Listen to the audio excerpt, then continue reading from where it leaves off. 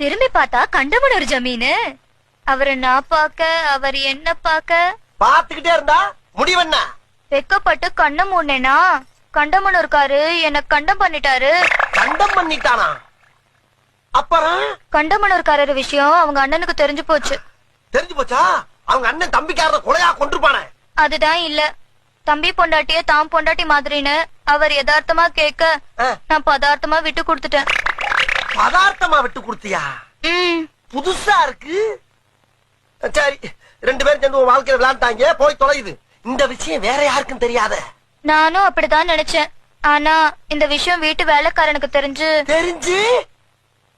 வேலைக்காரனோட முடிச்சுக்கலான்னு தோட்டத்து பக்கம் ஒதுங்கினேன்.